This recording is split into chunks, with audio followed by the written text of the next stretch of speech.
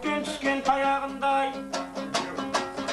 Basımda alar olsan tezirek al ıskırık alıp bet tavağına ayağımda ya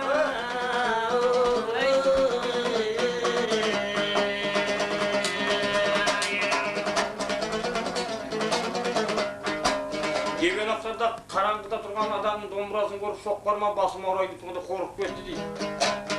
Kimsin öz dep sonda şehriyat özünü tanıştırıp bulay deydi. Ar жақта дүмбірлеген арғын қады, жайлаған арғын найман көтен сазы. Ен қоныс тоқты қолдап тағылындап, еліқі бірімін бұл қысы жазы. Сол жаздың дәулетінде сұңқылдаған, ередім елер кесіп қоңырғазы. Байеке танымасаң танытайын, мен едім Исатайдың кешегі Шерниязы.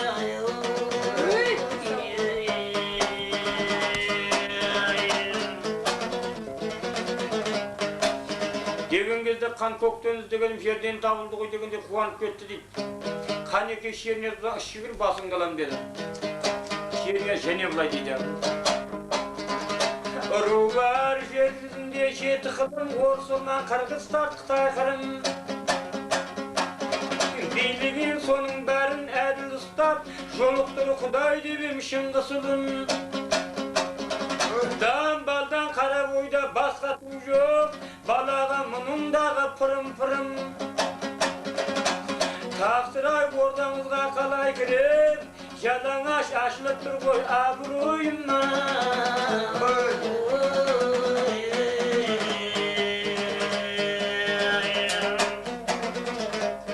Қан тағы ішке өрлет шегіне және бұлай дейді. Әдесің мұна жерің аттай салар, жүгірсе жүйрік көз оттай жанар. Ордаңа бұл форммен кіріп барсам, жақтырмай қатыныңның қаны қашар. Сонда да қан айтып кіре берсем, тепкілеп қушықпай мана қаны жағара.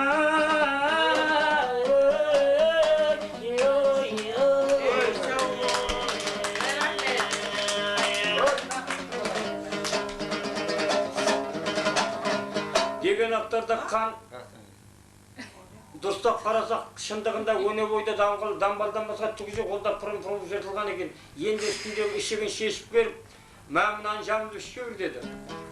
Абала өзің тіліңнен ішініп туған жан екенсің. Өлімнен менен тіл байлығымен аман-сау құтылып кететін дейбізан кетеріңге ішікті қайтып шешіп беріп кетесің деді. Қанның әдемі зерлеп ойып тастаған ішігін күйіп алып, ақын екі-екінен қараса жүзікке қас қондырғанда жарасып қалғандай болып дейді. Мынаны киіп құрдан мерекеде жыр-жырлап ән салып отқанда қандай сән болар еді мерекеге. Мұна иттің баласының үстінде шошқаға алтын жер салғандай болып жүргенін қарашы. Мұны берсе басы бүтін алай, бермесе түгі басында алай етті ғой, қанмай ма? Қанға бір тілімді тығып кетейді бұлай дейді. Алдияр бергеніңе төрем құлдық, айрылған Исатайдан біз бір мұңдық. Баласы алдалаштың сізді тілеп, Ақпатша шақырғанда дұға қылдым. Күн өлкен қызыл тілдің ұшын безіп, жан едім өтірік айтпай қылмай ұрлық. Келсін он тышқаның бере салып, сұраған түрім қайтып олым неткен сұмдық.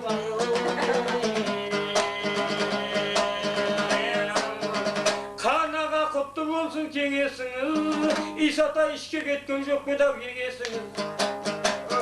Ақсын қарт үлегенде тұқ қалады, бұлдағы қалған түгім демесеңіз. Жамылым ішігіңді шекем қызбас, кимеймін басы бүтін аға бермесеңіз.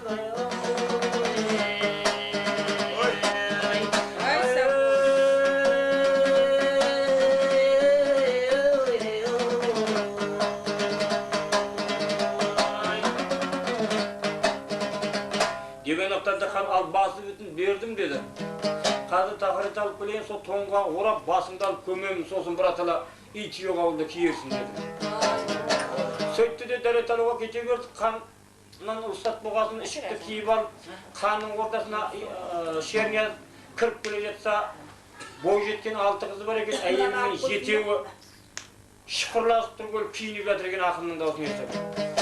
Есіктен кіріп келе жатқан Шернияз қанның қыздарына қарап былай дейді.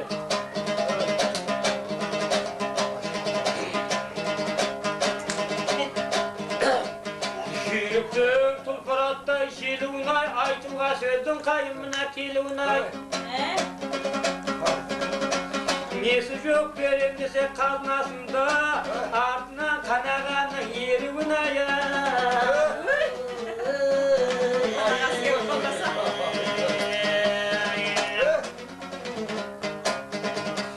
Dese devlet aldım almadım akın kanda kırıp gelip otun basına kumandı koya saldım. Avalan benim kızım жақсы da var, jaman da var, жақсылап, jaman da var dedim. Sonda şey geldi. Kanağa sizdin kızda jaman barma, jamandarımla men baybusta zaman barma. Şo çilke şola gaydar kim göredim, barmayda avuç şürgün jamandarına. Kızının bestiğinlik birevi yok, kılgan son kanının kızağı amal var mı?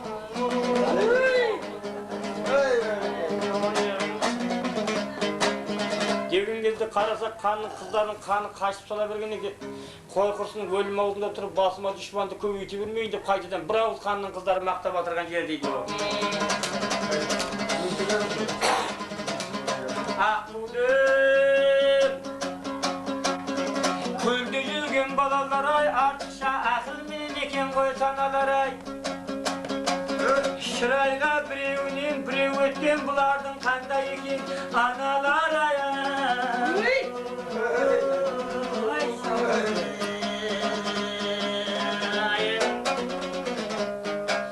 Еген аптада қараса қанның әйелі сөзге балқып кетті ма, ақынның иегінің астына аузы іржиіп кіріп барып қалған екен.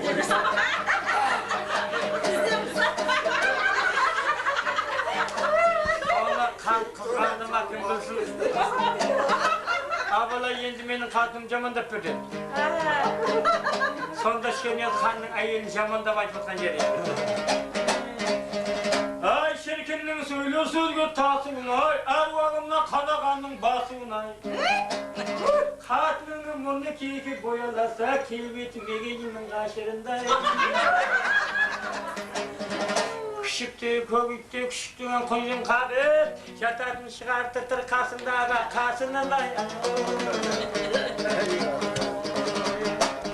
Kelbeti 2-3 kadar bulay emez, bay iki pürgünümde jasırdım bay. Bolgansın boyun үйір bir jatasın, jatılgan mendemina birge şoşırımın ay. Şarvada шығар sıra saldır solar, айтуға sıpay sür tüptü ular. Жеңгемнің басы жалпақ, бөксісі томпақ, тастырай қызықтырған сізді солар.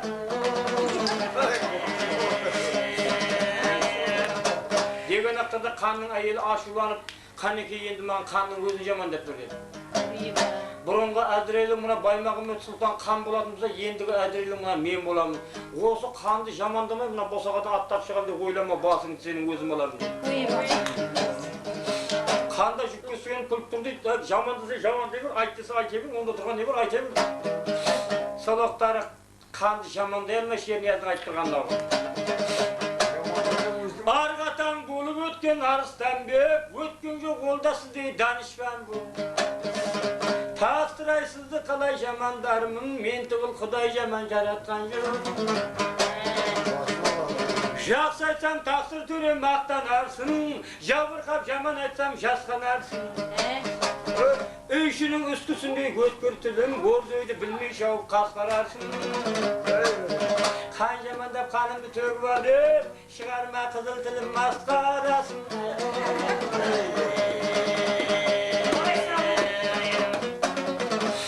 Енді қанның үйінің қасында Баймағамбет деген бір бейбарет бұлда ақынның даусын естіп ұйқысына атып тұрып, ішіктің бір жеңін киіп, бір жеңін киелмей, асыға үстіге табалдықтан кіріп келе жатыр дейді. Абала қан жамандаса жаман дей бер, қан айтса айта бер, қан екі сөйлемейді, басыңды алмаймыз алмайды, жамандай бер деді. Енді Баймағамбет биге арқасы берген Шернияз қанның өзі жамандап отырған жері.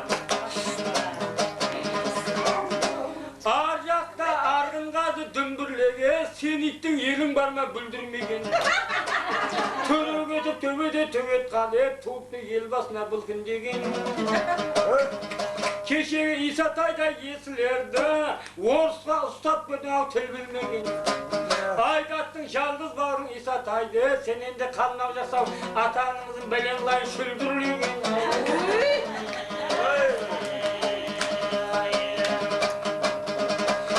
Ardaklarda kan kılıçta ala tap verdi, bana bir araşalar geldi. Bolmay taktın, ayt degen özün emes mi? Ek söylegenin kalay bulat. Jamanda degende olsun jaman değil mi? Damını koymadı koydu diye. Söйтіп анада жерге барып маңдай ұстап ойланып отырып Кубас дейді, 6 қыздан басқа ер перзент жоқ еді.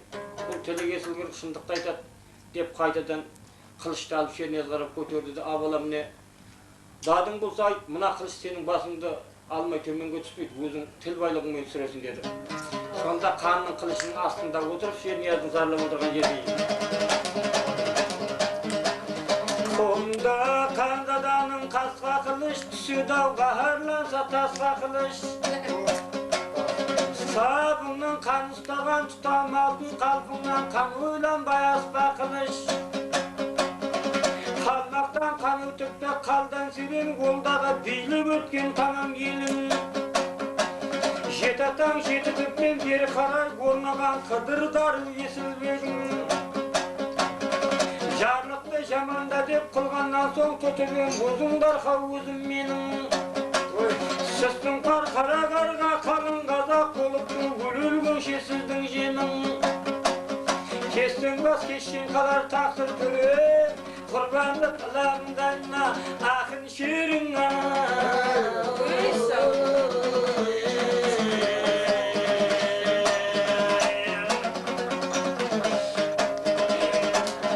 Ақтардан бәрекелді, күнәңді кештім деді. Осы аузында шаң Исатай деп зарлайсың, сол Исатайдың ерлігі, байлығы қандай болмайды, маған соны жыр қылып айтып бер деді. Оң тізімнен орын алатын ақыным болсаң деді. Сонда Шернияз. Сағынан аузым алсам Исатайды, ер тумас ел бағына онда жайда. Қарадан қалқы сүйіп қаным деген, жігітте төрт тұрманы түгіл сайлай.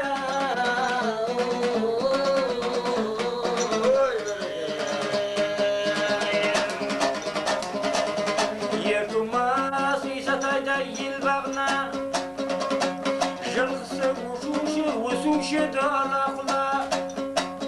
Қайғылында тайдаға қайып тұрған ортақ ет оның малы ағайынға. Жылқы біткен қысырады, сонда да қылында да 8 жылдай.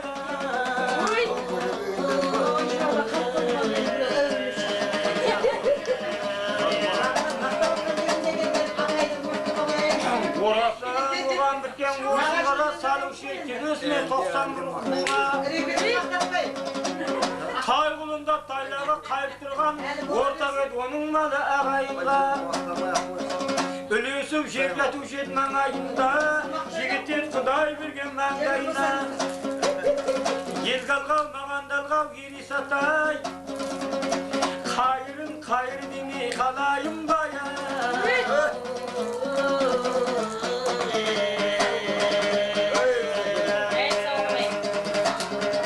Деген ақтарда қанға жақпады, оның жылқысының қойының көптігін маған несін айтуды? Өз басыңа қылған мырзалығын айтты. Сонда Шернияз. Айт десең, аузымнан шығар жалын, айлап Исатайдан күшкін қалым. Алаштың баласына түгіл жеткен айтпауға болам екен түлік малына.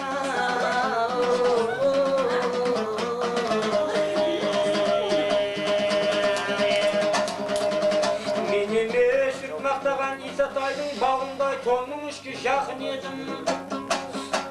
Малданып Исатайдан маңғаз болдым, итпесе, әйтпесе адалетсіз тақыр едім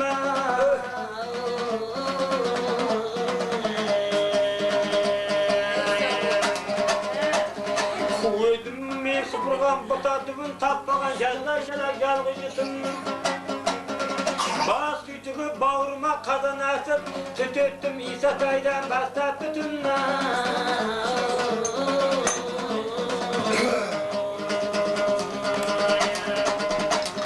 Артынан ауыл мен болдым ба, ішкенмен жегенді айтпа тақсырмай. Жөнелтті мейманыңды қонағаса, қонаға жіберуші күнде бір тай. Қырықат бас өрге миедім бер, ayına üşüdüm. Şızga dakşayan. Ey sağlık.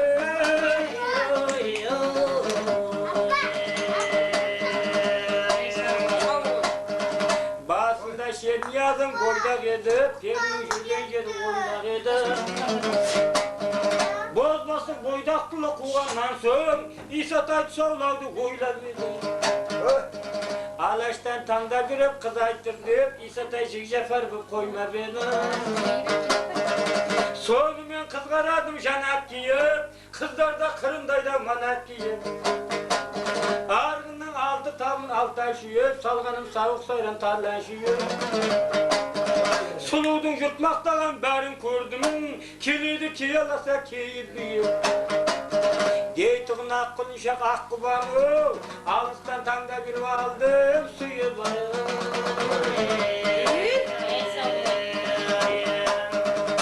İsatay oğan bir gün kalın malın, biz üçün ayamagan kolda var. Kişi özümle soğuşkanda ayrıldım hakkım şaktay asıl yarımdan.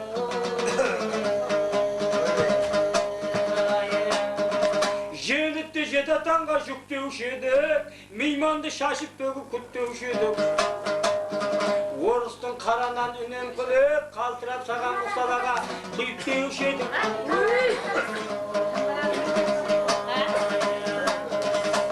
Айтайын Исатайдың қылған ісін, Ағурда алты қанат менің үйім. Масаты көден есі қызыл кіліп, 40 кіші керек еді жанат дейін.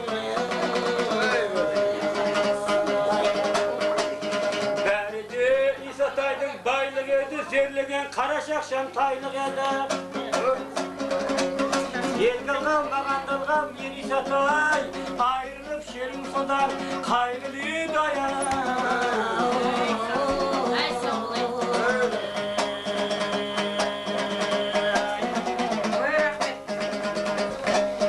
Digin gezdirdim, oy men buna bırdalığımı asıramın dedim. Sonda kandı kayrayıp tutup şerim yaz. Bravo bulay deydi. Kanaga İsatayday bolalmaysın, İsatay kongan jirge sen konalmaysın.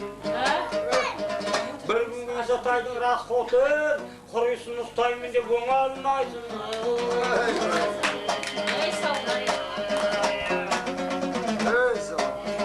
Endi kandı kayrap atır koy, bravo söz aytıp.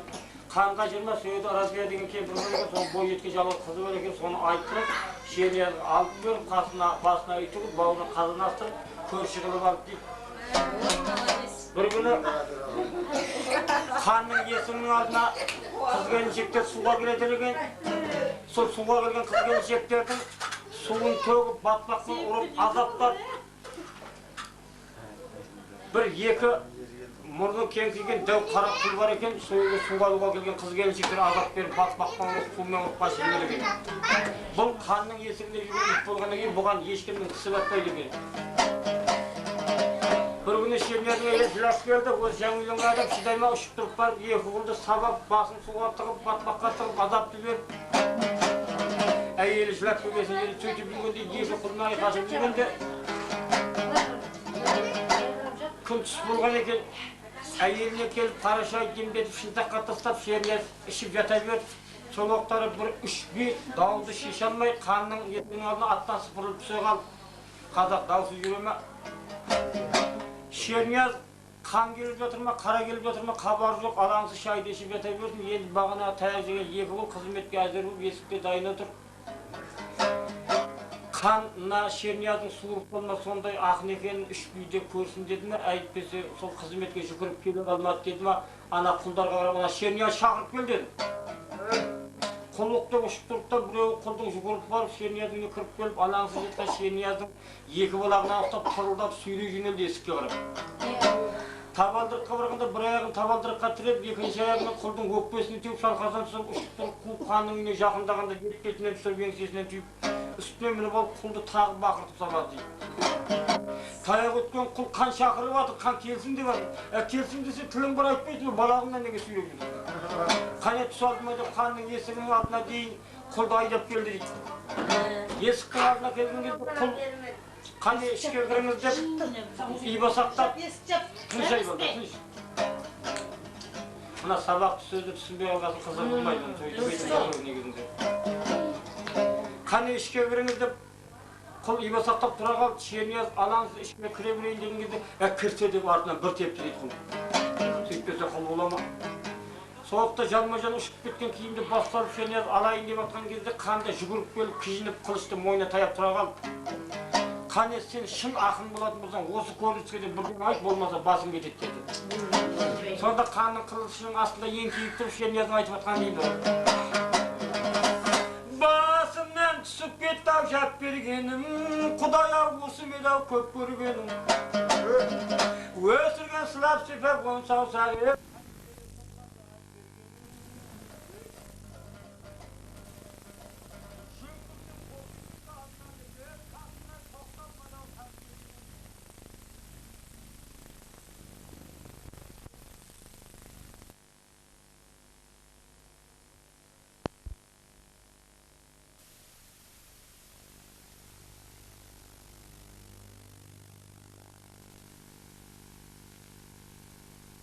Бағанаға артынан тепкен қыл алыстан талшыбықтай бұралып екі қыз шелегін көтеріп суға келе жатыр екен.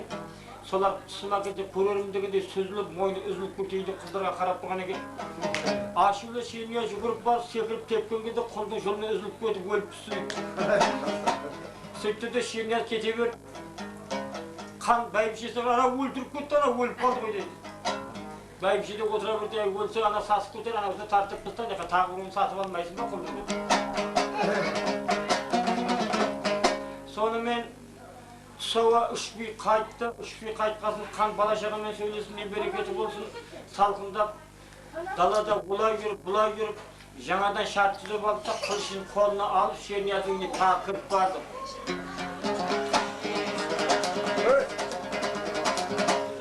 Сөйтті де Шениязға мен жаңадан шарт түзеп келдім. Мына шын ақын болатын болсаң, осы үйдің іші тысын, жабдығын не нәрсе бердім, кесе шайнекке дейін қалдырмай, жыр қылып айтып бересің, егер айталмай бөгеліп қалсаң, бергеніңнің бәрін қайтып алып таз кебіңе салам деді. Қан айтқасын жан бар ма, қанның алдында үйдің іші тысын, жыр қылып мынау Шениязың зарлап отырған дейді.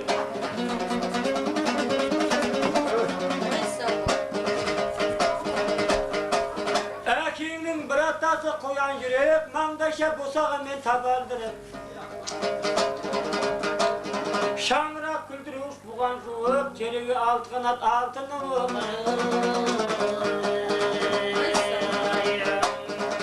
Төріңде сандық айтар төремін деп, есік айтар бәрінде мен көремін деп. Еріні жалақ қылған жомарт ожа, қолғабысын көріңменге беремін деп.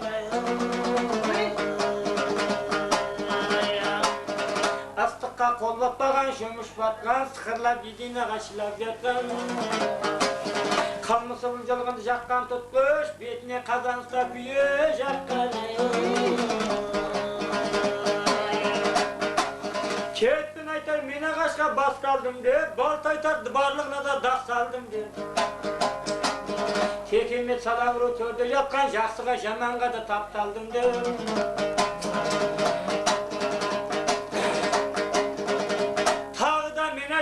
Күнің қалды, қабында қатының бүрген кешегі түтілмеген кішкентай жүнің қалды. Шелек қайрақ ұстара адал бақан, отбасы ошаққа тақсыра күлің қалды. Тағы да мен айтпаған мосы қалды, ыңыршы қашамаймен қосы қалды. Тосымнан түрі жарлық бергеннен соң, бүшерің сөз табылмаш қошып қалды. Қаннақта бәрекелді дегеннен соң, тағыдан мәшерің қасып қалды. Болғанда топар құлға асып қалды, аяқапта қырғыш пенен 5-6 қасып қалды. Тосымнан түрі жарлық бергеннен соң, бүшерің сөз табылмай шошып қалды. Деген ақтарда қан бәрекелді сасқаның осымызды рахмет етті. Осы мен кеше ауырғанымда қандай халық қиналып қапа болды. Жазылғанма қалай қуанды, соны жыр қылып айтып бер деді. Сонда Шернияз сөзін астарлай түсіп бұлай дейді. Арғатан болып өткен Арыстанбек, туған ел қолда сендей данышпан бұл. Тақсырайсыз ауырды деген кезде, буыным не бұлдақтар басы сұнған. Көзден жас көлдей болып, бұлақ болып, баймалың кедей ұлын қылда құрған. Тақсырайсыз жазылды дегеннен соң, періштен пендем түгіл бек шаттанған. Керуен қандатаның сұраймызды, ғаламнан 18 мың жәнаттанған. Қасқайып қабақтары қарашыңның тойғылып ойда қырды санатталған. Сілкініп жабағдай бестат болып, балапан ұядағы қанаттанған. Атыраңдап, жертіраңдап, балалар отбасында пішіраңдап, шал кемпір бір-біріне құжыраңдап, жеріл көйіп шөп көркейіп, тумаға тумал балалап. Күздің күні құшымып қалап, қабырлап жанның бәрі талаптанған. Тақсырайсыз да жылды дегеннен соң, періштен пендем түгіліп, ек шақтанған.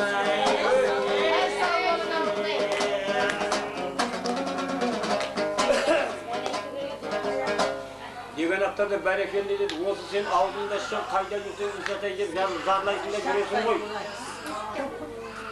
Сол Исатайың тірі болып, Сібірдегі айдалып кеткен болып, аман сау Сібірден келе қалса, алдынан не деп шығар едің деді. Сонда Шернияз, ой, тақсыр ел қорғаны ер Исатайды енді келеді деп ойламаймын. Әйтсе де Құдай айдап келді қалса, алдынан бұлай деп шығар едім дегенге дейді. Бармысың, жауға түскен алтынымай, самалым сазғынысың салқынымай. Жатпайды алтын пышақ қапты күнде, шықтым ба қапын жарып алтынымай.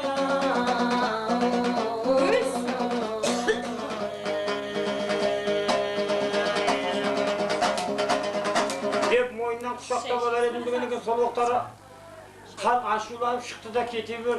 Енді қан ашуланып келе берсін, қанның ашуланып келе жатқан қайдан білсін, үйінде бір ат сейіс бар екен, ат қымады. Бір атты суытып, жаратып келіп, бәйтерекке ұсынған байлап, ат барып келіп, өзіне суытыпты дейді, қанға ашуланып кеткен қайдан білсін, ат жайлы айтқысы келіп, өзі де бір сөйлесе көп сөйлейтін маңдайға екен. Қанға қарап ат деп еді, аузың жап деді. Сөйтті де осы баяғы Медебай Кекеш деген ақын бар еді, сол ақын қайықта бүгін деді. Ой, тақсыр өзіңе ренжіп кеткен ол мына таудағы елге барып қосылды, оны таудан табасын деді. Бар онда шақырып қыл, ертеңмен келсін, біздің үйде бір ақыны сұрады. Сол ақынды айтысып жеңіп келсе, астына ат бойы жетегіне боталы түйе, үстіне шапан жабам дейді. Соны айтып шақырып қыл, Медебай Кекеш деді. Қан айтқасын деді, жан бар ма? Жаңағы жүйрік атты мініп алып шауып өте кетті. Барып таудағы Медебай Кекеш тауып алып қан шақырып жатыр, қан сәлем айтып жатыр. Ертең-ертеңмен үйіне барсаң, үйінде бір ақын отырады, сол ақынды жеңіп көрсең, астына ат, үстіңе шапан, жетегіңе боталы түйе берем деп жатыр дейді. Ол да көркеуде қайтпас қара ірі жігіт екен. Ой, маған бір ақын үшін ателек қылып, есіне келіп отырса сол жерге, маған 100 ақынды ғой шетінен боғлап басын боғдай қағып көрем деді. Тек ана қан уәдесінде тұрмайтын уәдесіз адам деді. Сөйтті де қанның сәлемін айтты да, Медебай Кекешке ат сейіс қайтып кетті.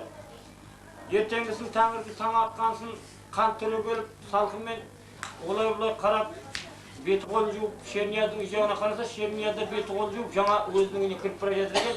Шерниязды айғайлап шақырды дейді. Шернияз келіп, мына шайды бізден іш, біздің үйден. Келінді ертіп кел, домбыраңды алып кел деді, бірақ себебін айтпады.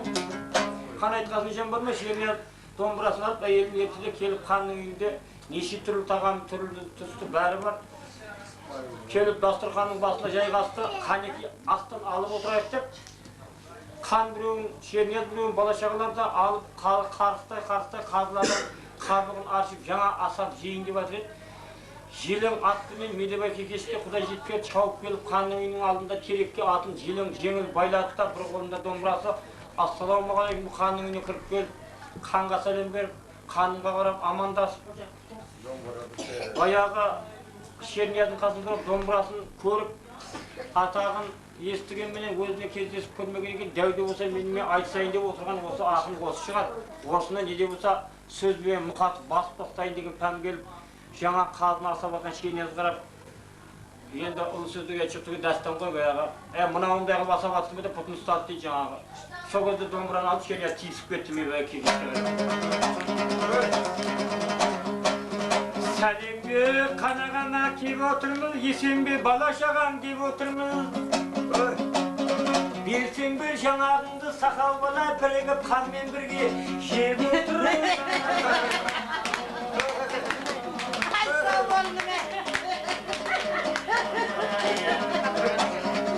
Енді қанның әйеліне қарап мынау ма медебайын жұрт мақтаған, қолымен домбырасын бармақтаған, ұят жоқ абырой жоқ неткен сақал алдында қанағанның салмақтаған.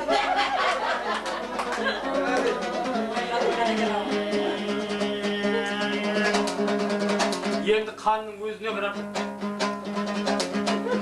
жамандар жақсыларға қашанда тасатады, Құдайым түрлі мақұлықты жасатады. Апырмай мына сақал кеме дөбей, үлкен сізге кішкентайым бізге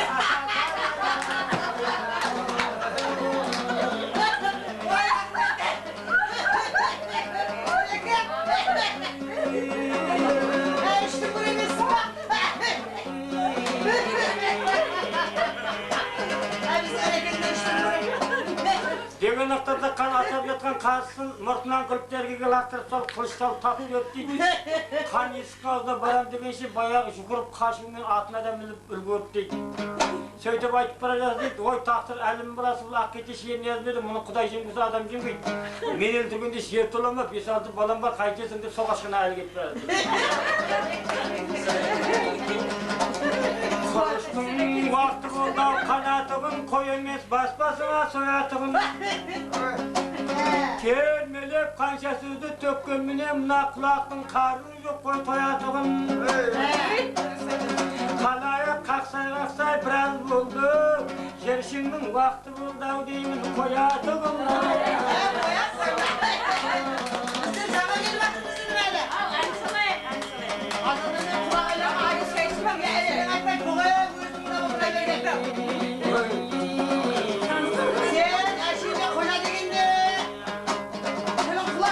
Еріксіз көңілі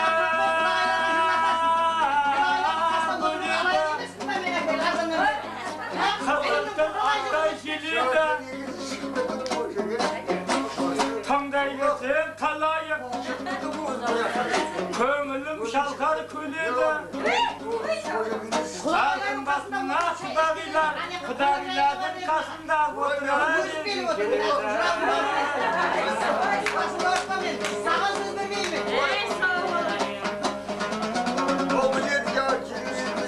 Әсемән бөтейді кен өзегімді, көңілін өнер фазың сеземді.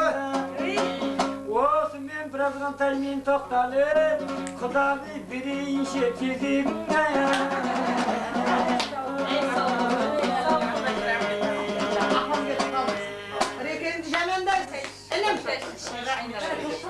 Әлім енді сен мен үшін бір кішкентай қызмет қыласыз. Құдағайлар, құдағайсың берді, естің ба? Құдағайлар да айта береді, құдағайлармен қосып айтаңыз әмәлі. Рекенді жамандайсыз, апайды мақтайсыз. Танысыңыз де? Адам таныстырып қолынан келе ма? Адам таныстырып қолынан келмегеннен кейін жамандатып отырмын десе. Қожаны қожалығы қыспаса, осындай жерде әректі жерінде айтпаса, азаннан бері яқшы. Ертең көреміз.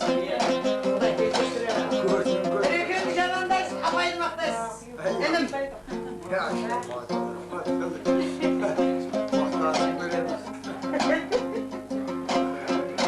Şahsılarga yebedim, jamanlarga köbedim. Rekengdi maqtab apaydı, jamandatsa debedim. Hay sağ olun. Молодец.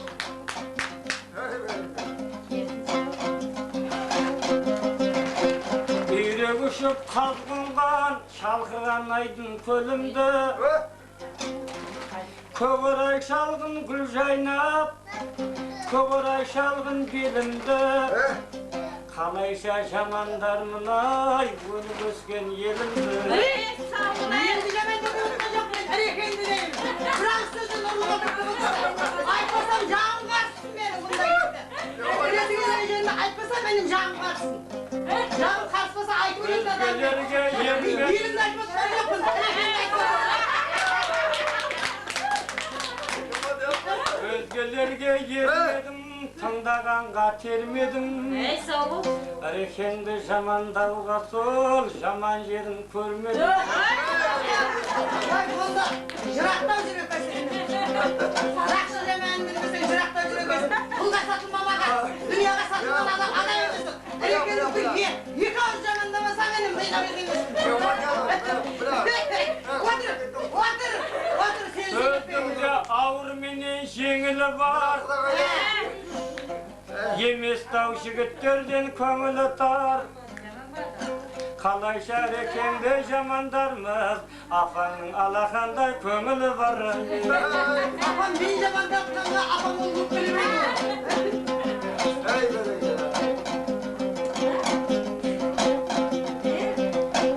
Yürekke sözді saqtayıp, isterin aytıp aqtayıp.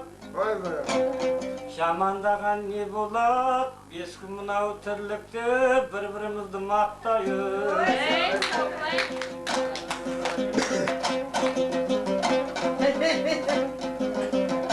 Yaxşı. Üçlükte bir ışığı sarmış abi.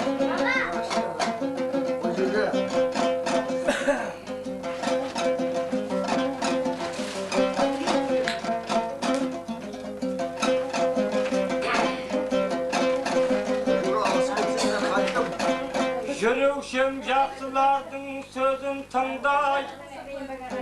Çevdet belam mınanday sözdür mınday.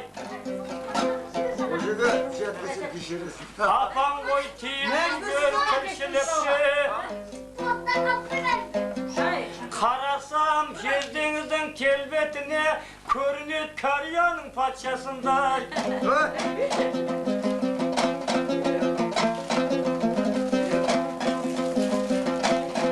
Akının sözdün basın sıra kuray versin, kulağın domburanın buray versin.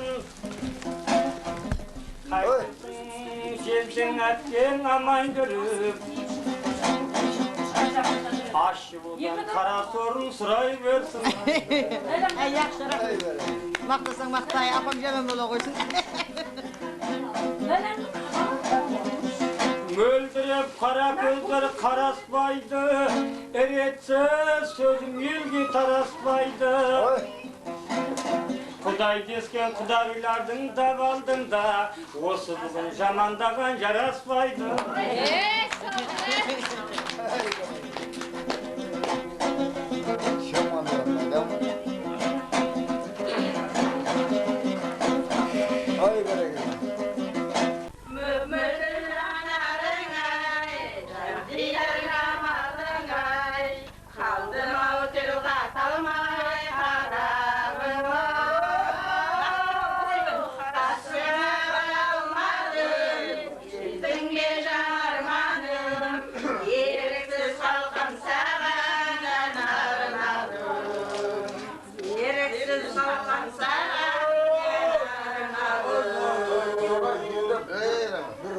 Oldu.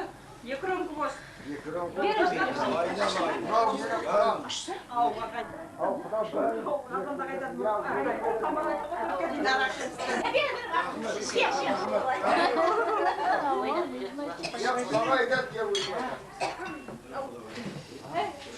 Құдай темір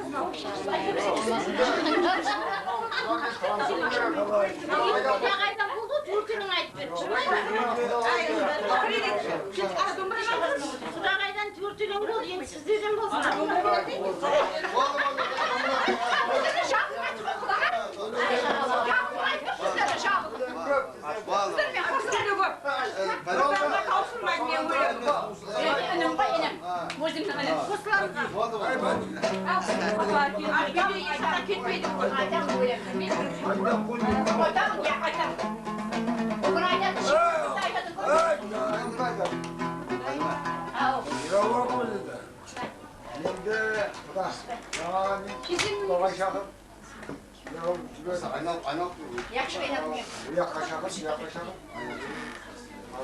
Астам келеміз, астам қайда.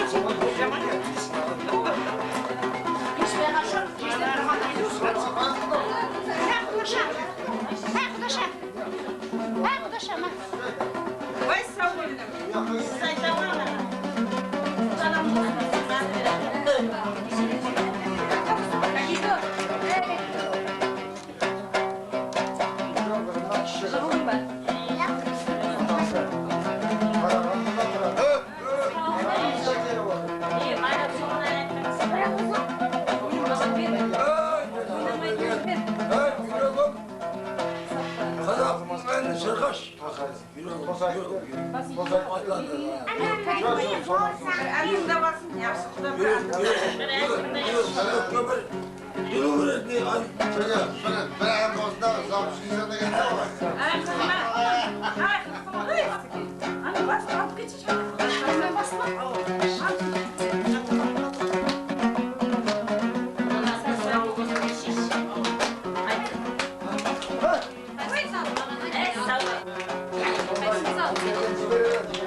Karlıgaş kanattı kasımba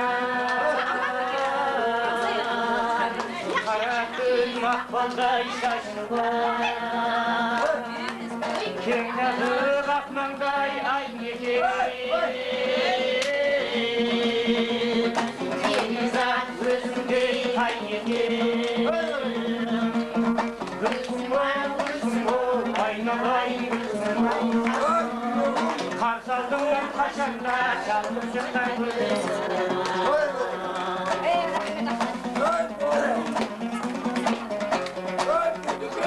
Gevherday Zeynep'en canarım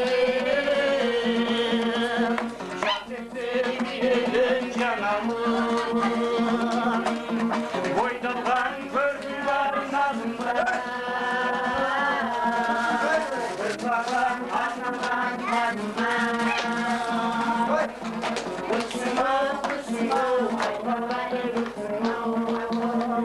Ağlıktan armanday zarıktın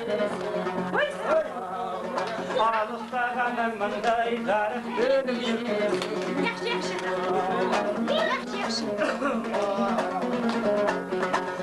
Azabım takkan can men yedim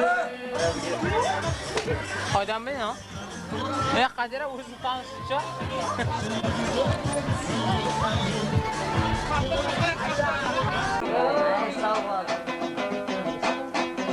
Toy dumandı jıl bolsun, koldarың толы gül bolsun. Keler yıla kudağı, o süyde besik toy bolsun. Kudağı, o süyde besik toy bolsun. Koptu jarıp kırıbır, Däwrendi birge süreber, aynalayın Kudagy. Kız jibekdey tawlanyp kızday bolup jürer. Kız jibekdey tawlanyp kızday bolup jürer. Ortayma köngül ortayma, şahsılar aytsam sözsüngda. Bizlerde ahındardım pul men Kudagy osu kartayma. Ahındardım pul men Kudagy osu kartayma. Ne var desen alemde, keldik koy pende bolup alemge. Aman esen bargansın Kudalarga salemde. Aman esen bargansın Kudalarga salemde.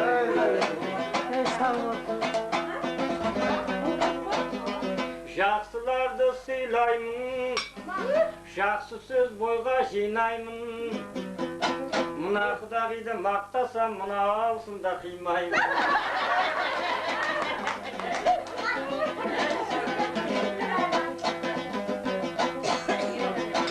Қымбат бір басқан із екен, бастарды қосқанына тұз екен.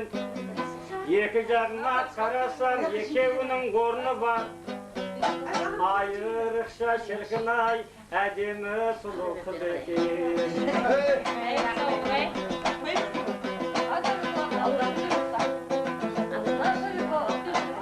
Сайраған қаусырмажақ тілдей болып, сабырлы мінездері зілдей болып. Оңменен сол жағымда отырыптай, көктемде жаңа ашылған гүлдей болып.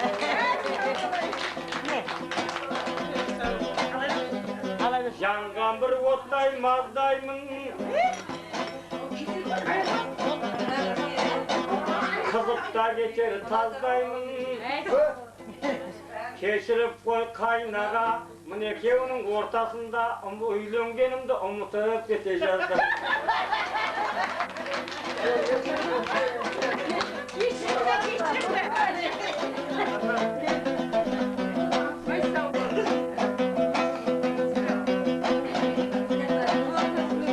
Құдая қатты назар қайырмасын, келтіріп сөз сөйлейік сөздің нашын.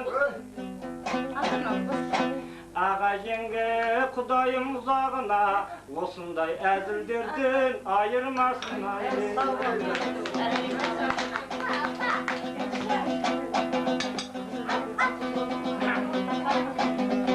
Жақсылар қалың елдің панасындай, ақыл көп білгендерге санасындай. Нағашы Құдағиға қарап отсам, көрмет алыптардың анасындай.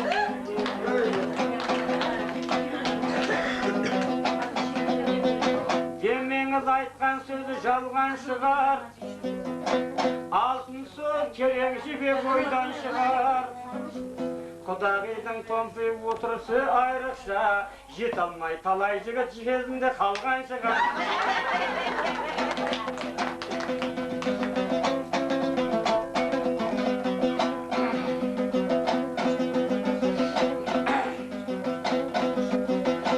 Қараса екі көзі оттай жанып, дұшпандар қалатындай естей танып. Үшінші отырған сол әдемі сары Құдағи, отыр ғой қанның қызы сияқтанып. Қолаң шаш көрінеді желкесіндей, қоңыраттың жасайтындай бір өлкесіндей. Құдағидің ақ жүзіне қарап отсам, ақ беті орыстың жаңа піскен бөлкесіндей.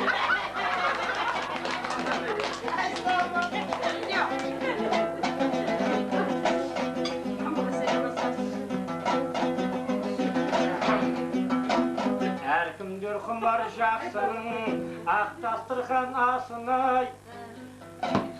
Төртінші отқан Құдағи, келгелі қарай берем басынай. Әдемі қайын Құдағи, білмей тұрмын ау жасынай. köptün içinde altın bir kımbat basına.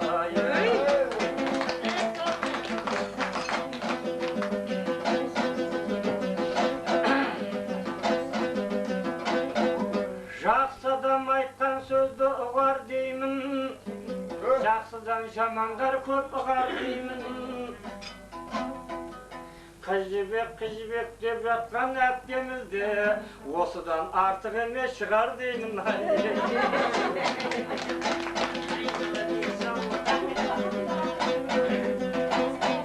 Еріксіз көздегенің қарасып тұр, көзінен төгіледі ау қарасаң ұр. Шіркінге қарай берсем қарай берем, құлағында алтын сырға жарасып тұр.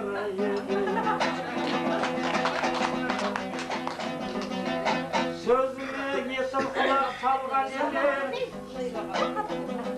шындықты айтқанымыз болады ау дем.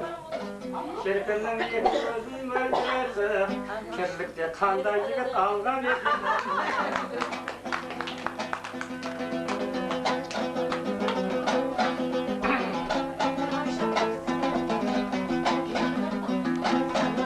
Жалық бас мақта десең ақтабанай, жүрекке алтын сөзді сақтағандай.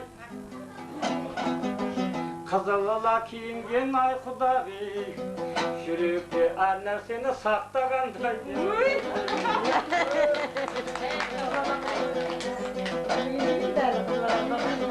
Көңілі күндей шалқып солған шығар, мақтасам мақтарлықтай өзі енар. Кезінде сылаңдаған қыз болып бір, арманда болып талай шалдар қалған шығар.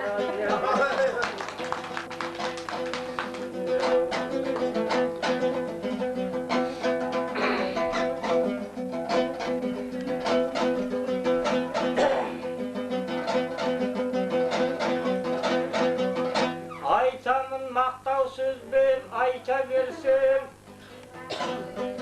тыңдаушыға алтын сөзді байыта берсем, бірінен бірі өтеді бәрі жақсы.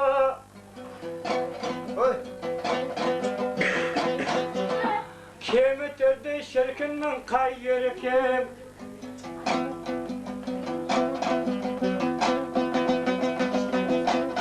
Осындай құдағилар келе берсе, болмай ма тіршілікте бәрі де жөн ай.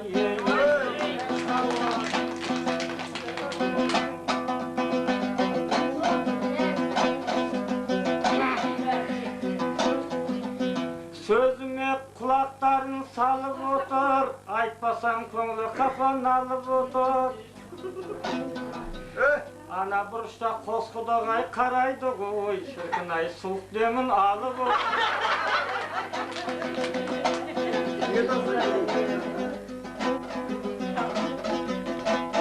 Ақыл көп білгендерге санасындай,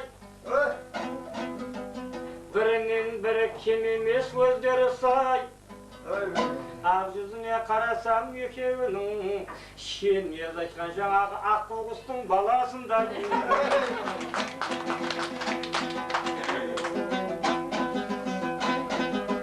Белгілі сабырлы ғой санасы да, жақсы ел барша yurттың анасы да, санасы панасы да. Екеуі де кем емес нардай шіркін, белгілі ұл мен қыздың анасы да.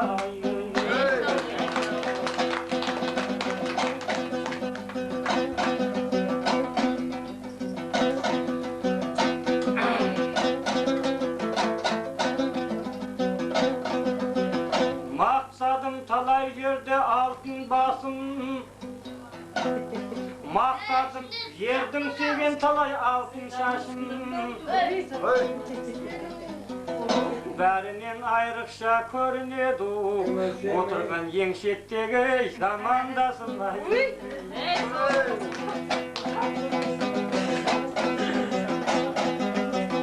Төбеге қолаң шашты үйілдіріп, Buralgan ki belin kınay eğildirip Kudayım bergen eken ayamaya Kos kabağın şirkinin kıyıldırıp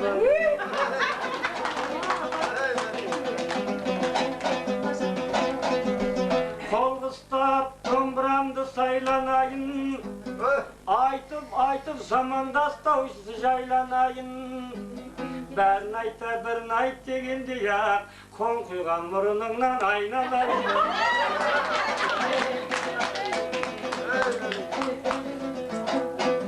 Teretsiz yerden kalkam ilalmayımın Endemegen adamın konunu sıra bilalmayımın Mening de murnuma qara barşı, qaragım murnuna kul almayım. Ay sağ ol. Əzilsiz aytsam mına köpke eziv eken, Жақсы жарымырыз жылы eken. Maqtasam maqtarlıqтай zamandasın, Buralgan talşыбıqтай sulu eken ay.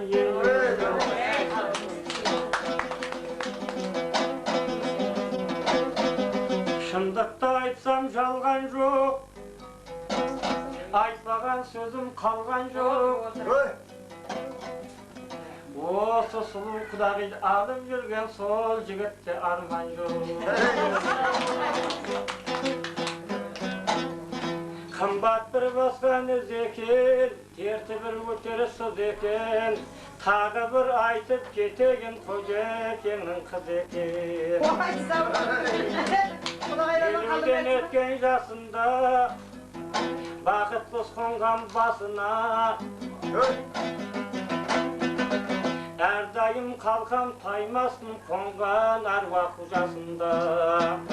Әрдайым қалқам таймасын қонған бір аруақ жасында. Майтушы еді ел деген, асқаралы бел деген. Аталарыңды есітім, бүкіл елге қайырлы атағын осы пір деген. Атағын соның есітім, белгілі әруақ пір деген.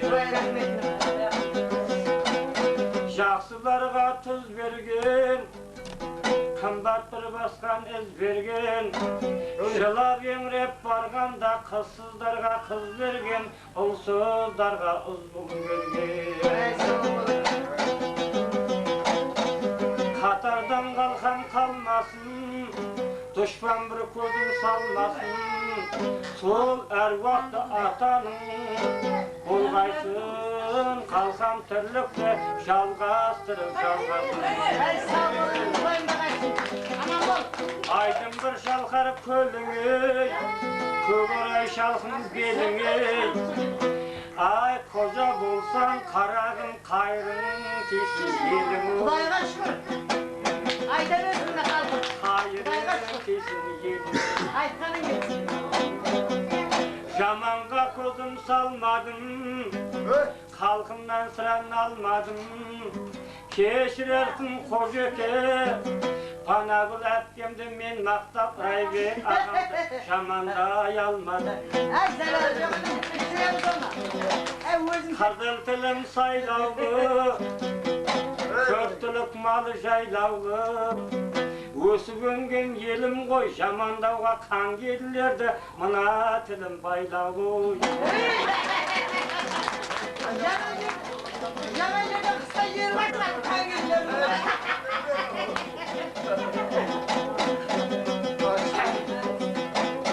Жақсыларға сенгенім, құшағына енгенім. Айтып, ашық айтып отырмын, осы ел ғой өсіп өңгенім. Рахмет. Ақсұңқар менен нұр құйса, ұлдулаған нұр туған.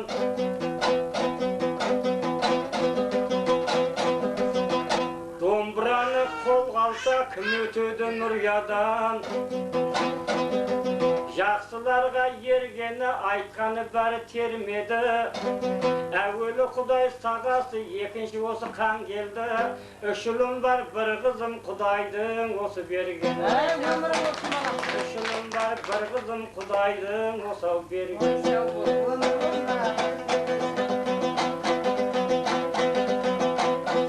Сүйеді жақсы дос жаным, көңіліңді жермен қостадым.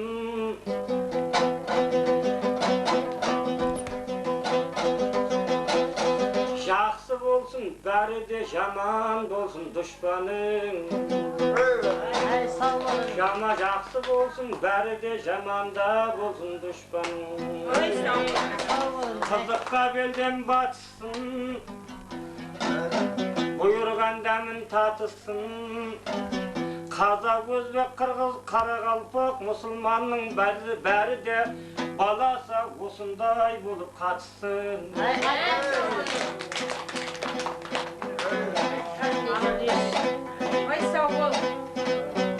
Айта берсем жерім көп, көңілден кетер кірім көп. Мұны отырған кісі де отыр ғой әнді айтам деп.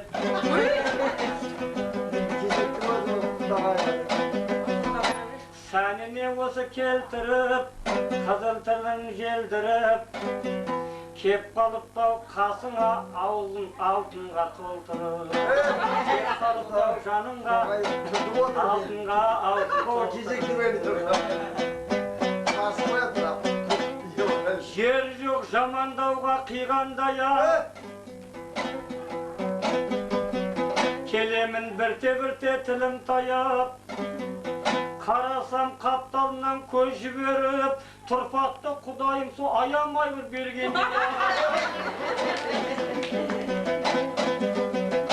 Құшақтасаң құшағың толып тұрат, тұрпаты кем емес қой диванда яған.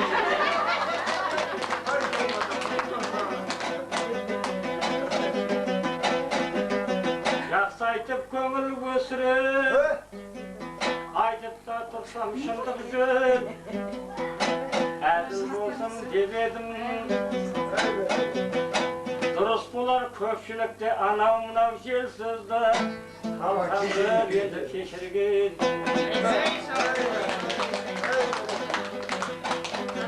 Кейбіреу жаман сөзді көп айтады, кейбіреу жаныңды да жеп айтады. Мен ескен қарақалпақ халқының ішінде сол жақсы көрген жігітін жуырнемек деп айтады.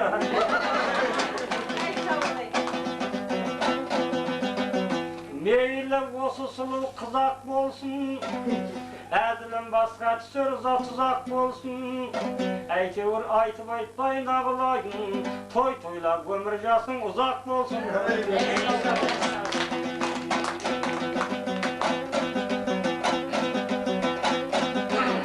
Алтын бір сөзді теремін, жақсыны жақсы көремін.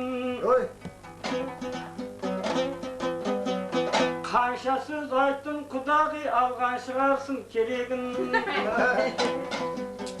Қайсыңды жаман деп айтам, бәріңде қалқым керегін. Осы менен тоқталып, ән саламын дегенге кезегін енді беремін. Кезегін енді беремін.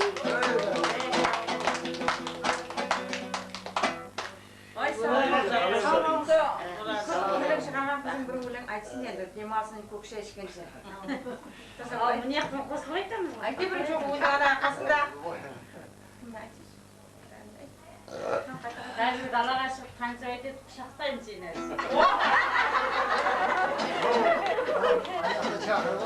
Олай берсін, шақыра берсін.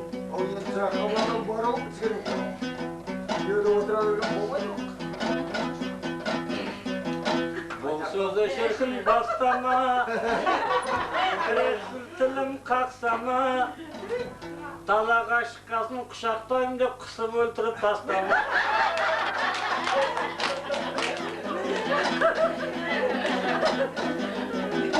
Әр сөзі қарап отсам алуандай ақ,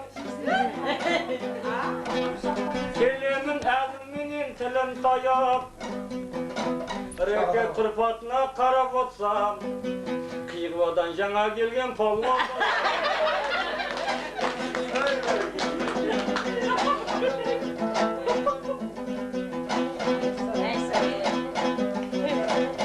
Oylanıp şar tarafka men salayın Kızmet kıvaldarımda can salayın Kösünüp köpsü jarıştıp batışkenden soň Endetip halkım üçün jar salayın Osu men ädil sözdü men toktatıp Ulağı tortunuzdan alıp otur Ädemilip kosulup bir en salayın Ey sağ ol. Sana qarab oturib ko'rsalar.